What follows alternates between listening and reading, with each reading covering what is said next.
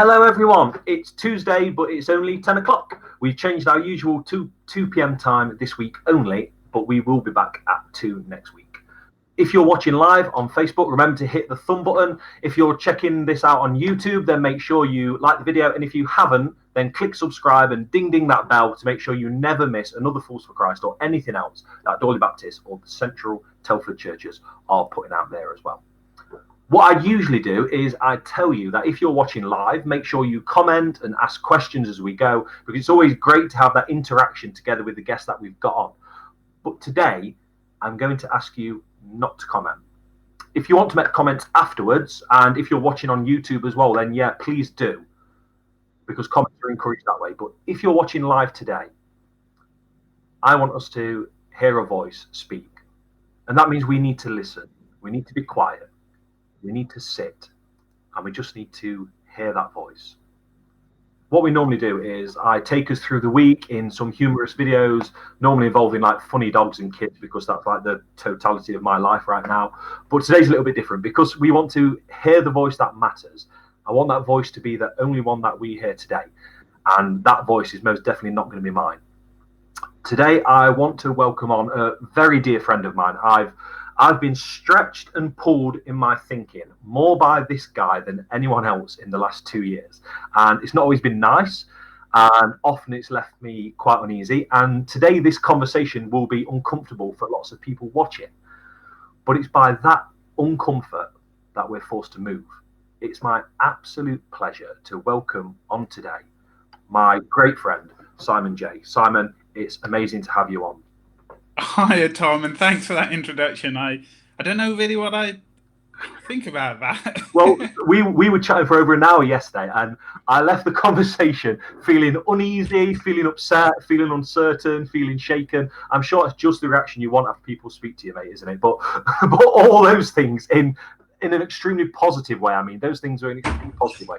There's so much that I want to ask you, but I don't want to ask. Instead, I just want you to speak.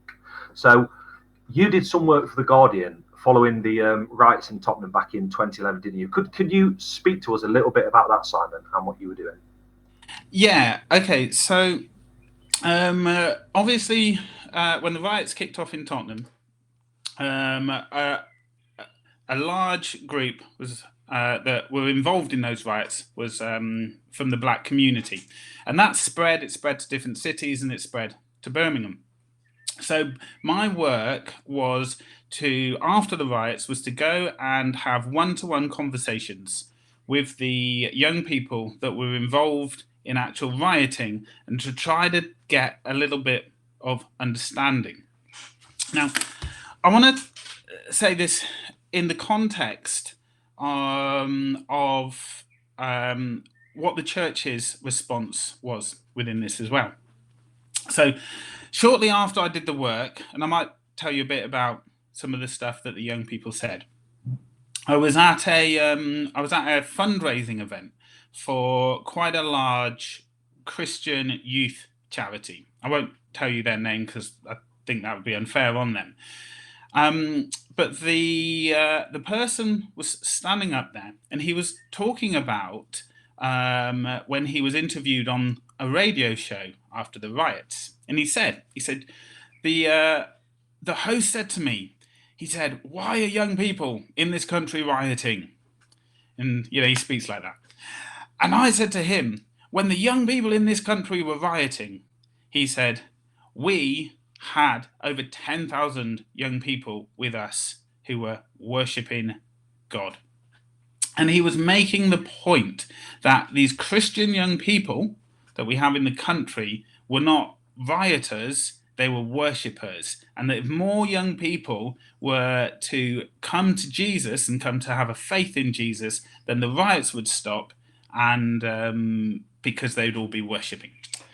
So I turned to him afterwards and I said, how many of those young people that were worshipping with you were black? And to be fair, he was incredibly humble in his answer and very sad in his answer. And he said to me, he said, Simon, he said, you're right. He said, unfortunately, hardly any of these young people were black.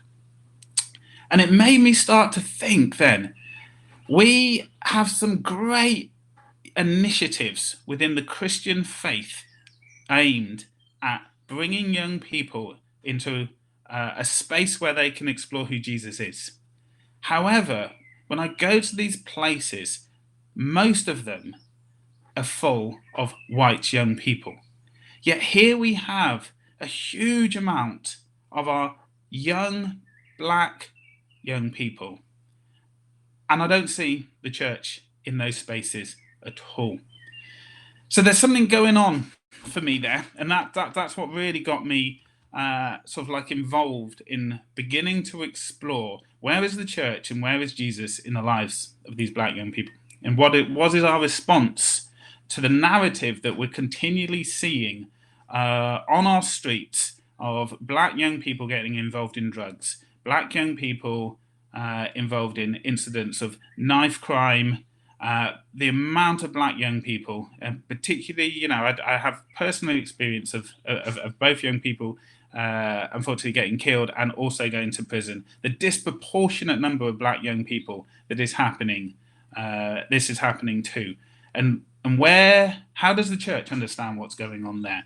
And I believe that the church doesn't understand what is going on there. So that's the introduction. Do you want me to explore it a bit more? Yeah. So that'd be great. If you're happy to, that would be great if you could. Yeah, absolutely. Okay. So I guess I'll tell you another story then that's then related to my particular community. Again, I need to be careful because I don't want to. I don't want to be disingenuous to any group of people here, but back in 2000, we set a church plant up in this community that I now currently have started on my community project up the Haven Community Centre, and my family live here. So the church plant, it was one of those traditional church plants where you have the mother church and they say, right, we're going to get the local school building in this, what they would describe as a deprived community. And on a Sunday morning, we're going to turn the local school into a church. Now, what actually happened is that when the church was started, a huge amount of the young people and the young black people were intrigued by this, and they started to come. But when they would enter the building, they didn't behave properly. They didn't know how to perform in that space, or they didn't know why they should perform in a certain way in that space. So the church made a rule. The church said this. They said that you can only come to our service on a Sunday morning, providing that you bring an adult. And now these young people took this very badly. So during the church service, they'd climb on the roof, they'd chuck stuff at the window, they'd do all sorts of stuff. Okay, now I want to then comparison that to this person that we follow called Jesus. So when Jesus, and I think you get a lot of this in the book of Mark, when Jesus came and started his ministry, he understood what the civilized centers were, if you like, what the pure places were and the clean places were. So one of these places was the temple. Now, at the beginning of the book, the synagogue, and the temple and the synagogue. Now, at the beginning of the book of Mark, Jesus goes into the synagogue and he casts out an unclean spirit. And what is so odd about this is that unclean spirits shouldn't be in the synagogue, because synagogues are supposed to be pure spaces. The places where the unclean spirits and the demons live are outside, in the deserts, in the tombs, on the waters, in the hillsides. That was their understanding. So what Jesus did is he turned around the concept of where is clean, where is pure, and he then began a ministry that was in on the hillsides, in the deserts, on the waters, in the tombs. And the other really interesting thing that happened is when people who were deemed to be unclean came to Jesus and touched Jesus, what should have happened is Jesus should have been contaminated. But what actually happened is the people that touched him were made clean. Thinking about the woman who touched Jesus who was bleeding. And Jesus spent so much of his time hanging out with tax collectors, as we know, prostitutes, drunkards, people with skin diseases. So coming back to this church plant, what they had done is they had excluded these young people because their perception was that these young people were unclean in terms of their behavior, or impure in terms of their behavior. So they had said, you cannot come into our building unless you behave the way we want you to behave, unless you take upon our values. So these young people became excluded. I do every now and then see a situation where a church does a mission in, if you like, a deprived area, and maybe a young person or two young people are able to change their behavior, and then the church welcome them in, and they become like a bit of a pin-up in that context. They say, look at this young person, they were once a sinner and now they're lovely, they've now taken upon our values of education, of singing nicely, being able to read, of behaving themselves. But mostly what I see is the church does not engage with these young people because the young people are deemed to be unclean in terms of their behaviors, their values, their understanding of the world. And what the church does is it closes itself off with, I talk about, and I won't go into this, these things called purity rituals that prevent, for me, in my context, our black young people from being able to enter those spaces. Yeah, that was a bit of a theological craziness there, and I hope. Simon, that's brilliant. I think to be able to reflect on the locations Jesus chose to minister and what he called people to do, and what we view as pure and impure. I think it's fantastic to think on those terms. And for those watching who don't know you, you're the minister living on. In fact, actually, that's not quite right. I don't want to phrase it as you're a minister living on a estate. What I want to say is you're part of a community in Birmingham that's very mixed and diverse, and there you are a minister. Yeah. And it was great to hear a personal story about people in your community and something of the struggles that they find in relating to church and God, particularly in the terms that we want people to, as church, to relate to church and God. And the two aren't mutually exclusive between your local community and what's happening in the world at the moment, the situation in the US at the moment. Can I ask you to share, if you will, how is God speaking to you about that situation at the moment? Yeah, I think if I'm honest with you, I am heartbroken. I carry, and I think many people in my community are carrying a profound sense of sadness and pain in terms of what we are seeing in that situation. I've been reading a book by an author called James Coney called The Cross and the Lynching Tree.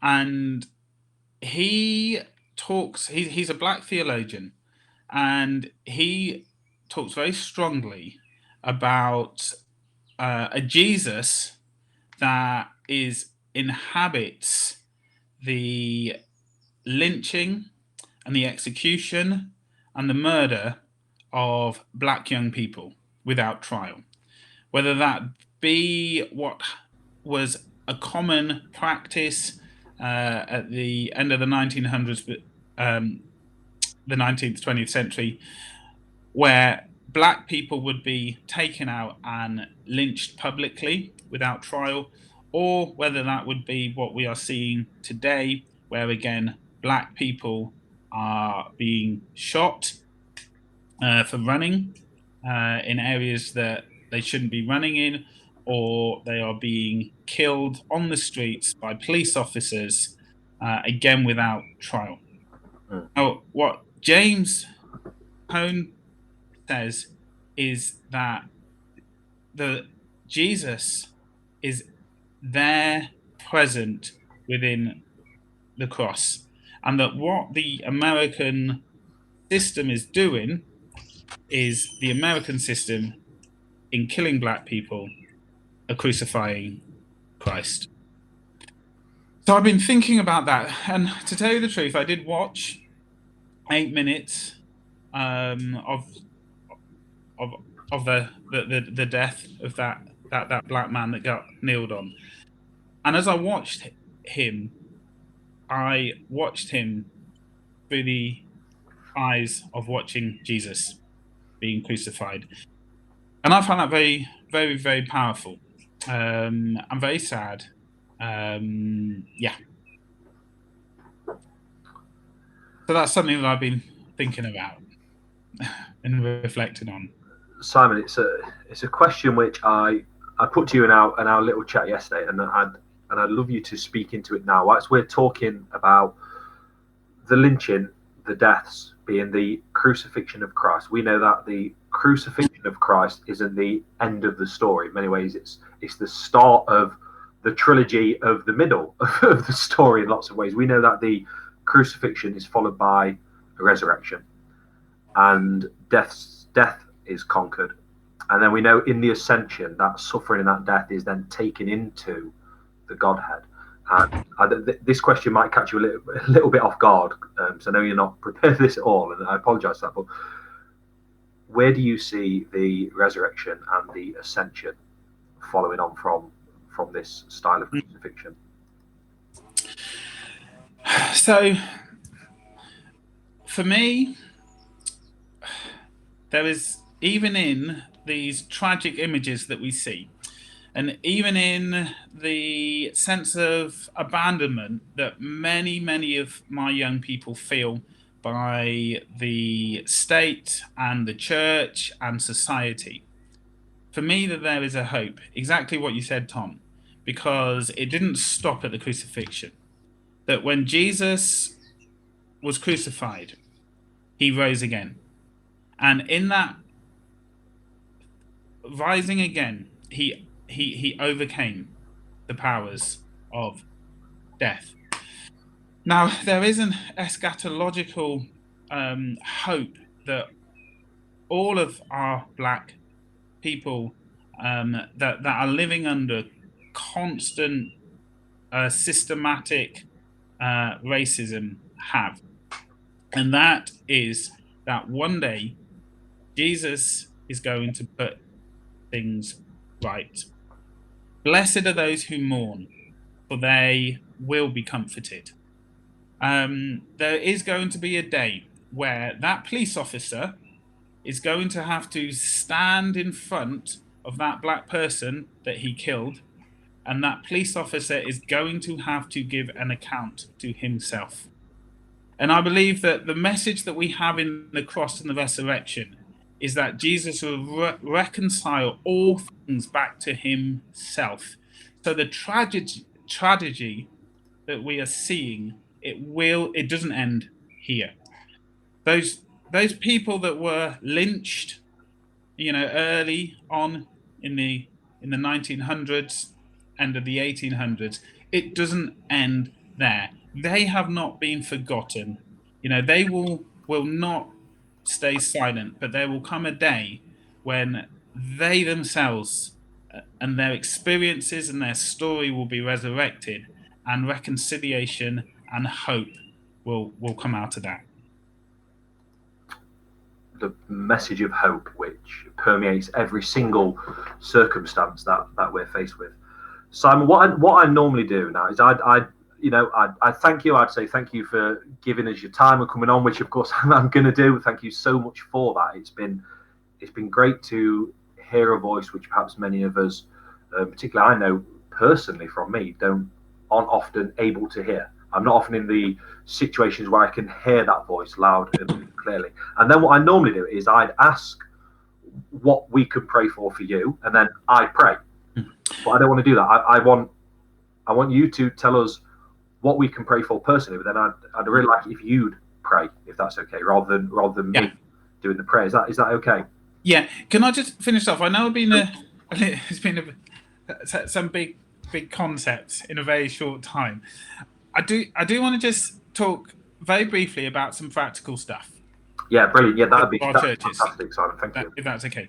So obviously, I started off by saying that that particularly in my context, young people feel they're excluded, and I do a lot of talking to a lot of our Black community. One question I ask is, if you were to follow Jesus, or if Jesus was to be a person that would inspire you, what would he need to do?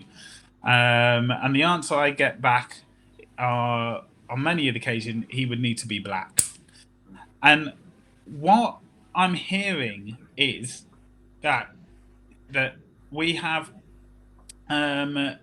so whitewashed our language and our church culture that for many Black people within our community, they feel that their identity as being a Black person is not good enough. I have many stories of that. The language that we use around how white is the language of purity and how Black is the language of darkness. The song, that is in our songs. I'm being cleaned as white as the driven snow. I think the images that we have, the amount of times that I see in churches images of a European Western white Jesus with blue eyes and stuff like that. Yeah. And I think if we are wanting to really make our churches a place where Black people do not feel that being Black is somehow lesser than, I think we need to really look hard at some of our language and our images and some of our cultural practices that we have in our churches. That's something, a good practical thing that we can do. And then finally, I'd say we need to leave our church buildings and we need to inhabit the space of the other. We need to become the guest in the space of the other, because so often, we ask this question: how do we get more Black people into our church? Yet they're still having to come into what I talk about, this thing called white space. And I think it's massively difficult for that to happen because they are coming into a foreign culture and they do not know how to perform in that culture. And I think that we need to do a lot more in our churches, leaving our Sunday morning services, and for us to become the guest in Black space and feel what it feels like to not know how to act or to understand language, as people may be speaking in patois and stuff like that. And then we'll get a better sense of how we then create spaces that can be more inclusive. Very much how God came in human form, to be in human form, so he could experience and know, and we could know God in human form. Very much the same kind of incarnational existence and being. Simon, you've gave me some amazing things to think about, and it's always terrible after I spoke to you, mate, because I'm restless. I'm very restless and questioning of everything. Simon, what can we? I don't want to keep you. I know you've got a really busy day. You want me to pray for you, don't you? I want to know what we can pray for you and for our churches in this situation through the coming weeks. But rather than me then praying, I don't want to be the final voice to wrap this all up. Do you see what I mean? I'd love it if you were the voice all the way through this. So I don't want to be the one praying at the end. It's sort of like, I don't know, it's sort of like puts a lid on the jar. You know what I mean? So if you could share with us what we can pray for you, but then if you could pray it, that'd be great. Yeah.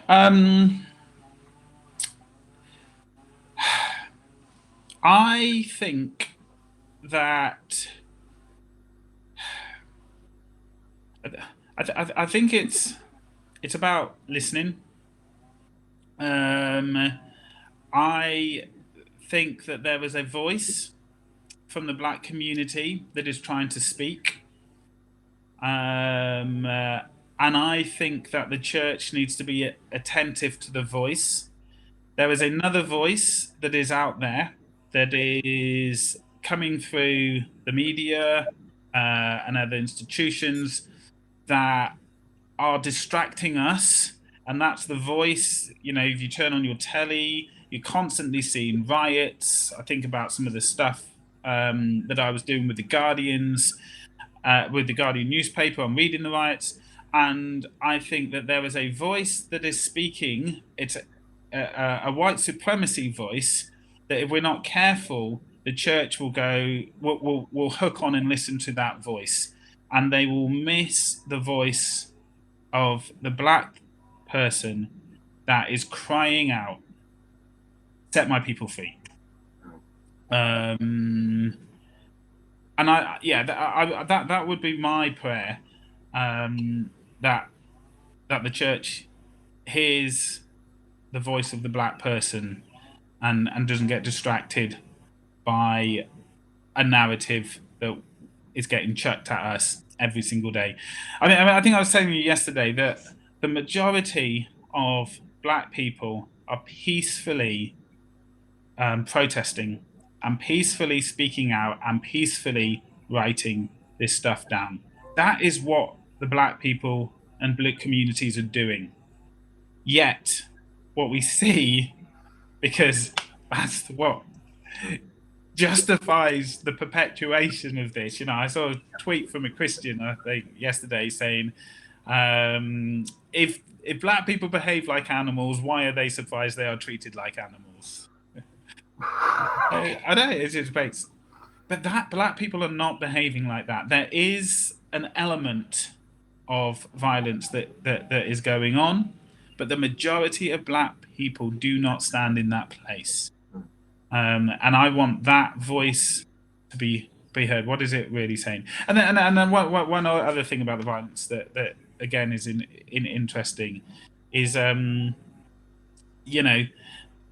there is precedent for Jesus to lose his cool, if you like, and where incredible injustice was happening in the temple, he went over and he turned those tables and poured down and wrecked that place and said, "Not in my Father's house."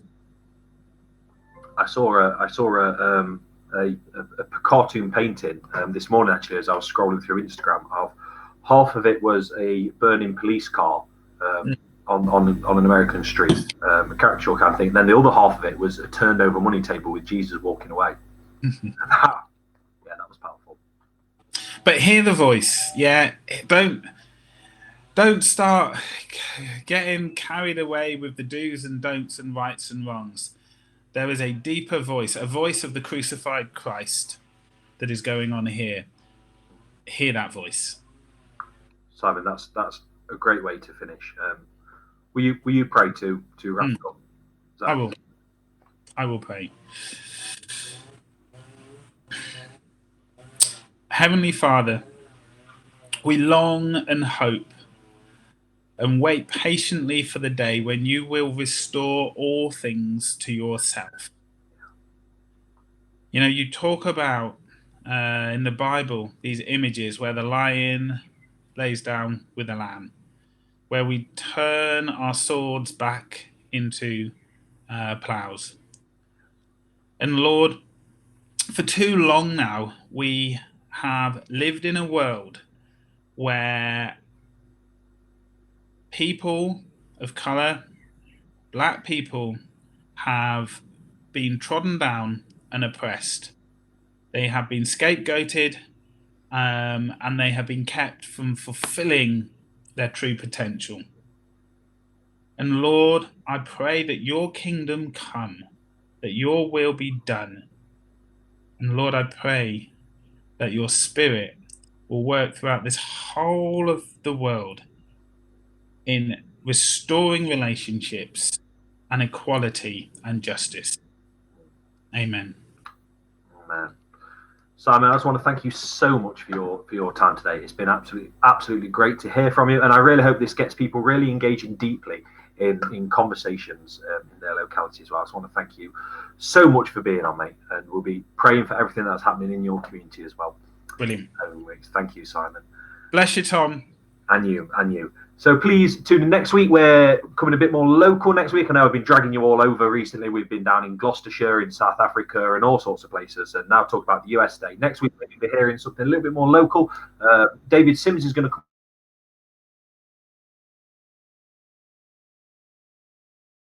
Major camera issues. David Sims will be my camera keeps breaking. David Sims is coming out and sharing with us what's happening in Wellington. So we'll be hearing about what God's doing locally in Wellington through All Saints Church at the moment. Remember to join us 10:30 Sunday for another Telford Central Church's joint ecumenical service. And until then, please just really take some time today. Watch this again if you need to, and just let the words that Simon spoke sit into your heart and let God speak to you. With an open heart and with open ears, and see what the Lord is saying. Until then, God bless you, and I hope you have a fantastic week.